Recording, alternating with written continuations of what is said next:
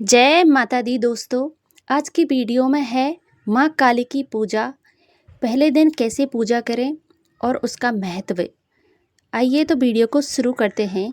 गुप्त नवरात्रि के पहले दिन करें माँ काली की पूजा। गुप्त नवरात्रि में माँ दुर्गा और उनकी 10 महाविद्याओं की विशेष पूजा की जाती है। गुप्त नवरात्रि को विशेष रूप से गुप्त साधनाओं और उनके लिए जाना जाता है। गुप्त नवरात्रि के पहले दिन माँ काली की पूजा करने का नियम है। गुप्त नवरात्रि में माँ काली की पूजा का महत्व। 10 महाविद्याओं में से माँ काली प्रथम रूप है। माँ काली जी का इस रूप अत्यंत विकराल, भयंकरकारी और मंगलकारी है। माँ काली का ये रूप असुरों का नाश करने वाला है। यदि कोई व्यक्ति गुप्त नवरात्रि के दौरान माँ काली की पूजा करता है तो उसके ऊपर सामने असुरी शक्तियों का कोई असर नहीं होता है। माँ काली की पूजा करने वाले व्यक्ति को रूप यज्ञ जय की प्राप्ति होती है। समस्त सांसारिक बाधाएं खत्म हो जाती हैं। माँ काली ने चंड मुंड का संहार किया था, इसलिए इन्हें चामुंडा के नाम से भी जाना जाता है। माँ काली अपने गले में मुंडा माला धारण करती है। इनके एक हाथ में खंडस, दूसरे हाथ में त्रिशूल और तीसरे हाथ में कटा हुआ सिर होता है। माँ दुर्गा ने रक्त बीज नाम के असुर का वध करने के लिए काली का अवतार धारण किया था। 10 महाविद्याओं में माँ काली प्रथम देवी है।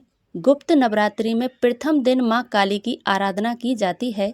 जो लोग तंत्र शक्तियाँ प्राप्त करना चाहते हैं उन्हें गुप्त नवरात्रि के पहले दिन विशेष रूप से माँ काली की पूजा करनी चाहिए। इसके अलावा माँ काली की आराधना करने से सभी प्रकार के तंत्र बाधाओं से छुटकारा मिलता है। जो लोग अपने असुरों से बहुत परेशान रहते हैं उन्हें गुप्त नवरात्रि में माँ काली की आराधना करनी चाहिए। ऐसा करने से शत्रुओं से मुक्ति मिलती है। माँ काली की पूजा करने से अकाल मृत्यु का भय भी दूर हो जाता है। गुप्त नवरात्रि में 2 तरीकों से माँ काली की पूजा की जाती है। जो लोग तंत्र विद्या हासिल करना चाहते हैं वह लोग इस दिन माँ काली की तंत्र विद्या द्वारा उपासना करते हैं।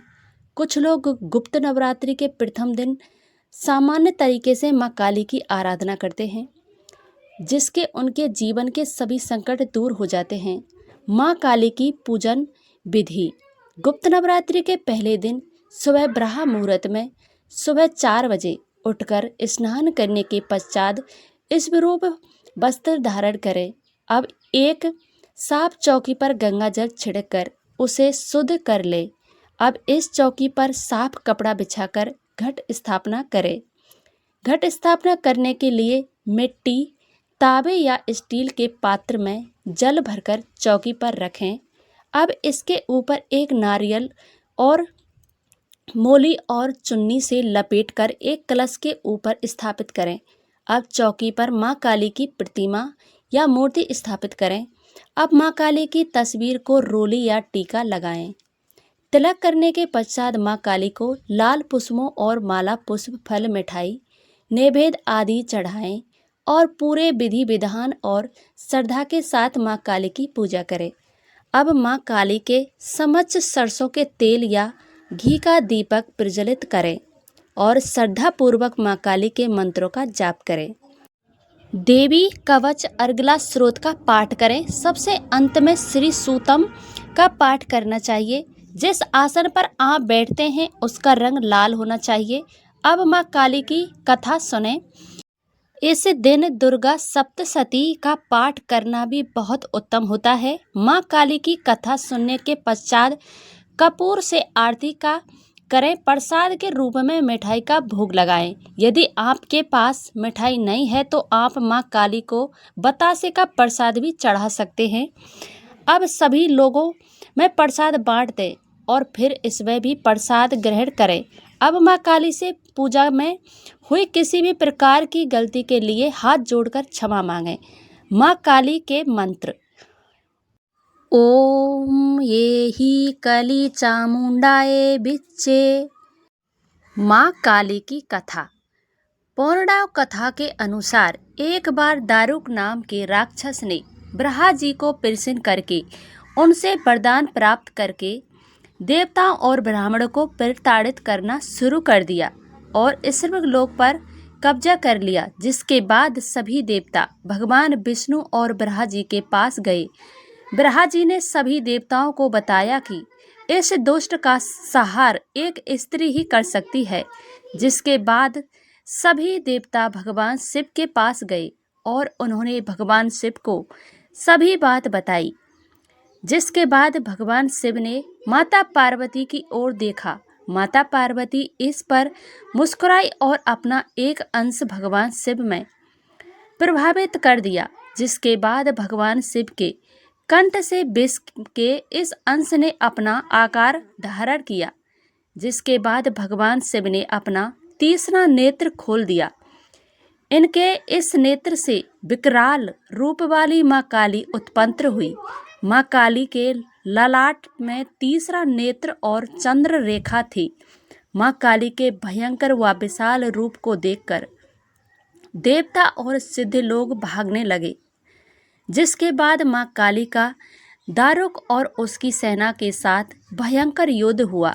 माँ काली ने सभी का वध कर दिया, लेकिन माँ काली का क्रोध शांत नहीं हुआ और माँ काली के इस क्रोध से संसार भी जलने लगा। जिसके बाद भगवान शिव ने एक बालक रूप धारण किया और शमशान में लेटकर रोने लगे। जिसके बाद माँ काली उन्हें देखकर मोहित हो गई। इसके बाद माँ काली ने बालक रूपी भगवान शिव को अपने गले से लगाकर अपना दूध पिलाया। जिसके बाद उनका क्रोध भी शांत हो गया। माँ काली की आरती।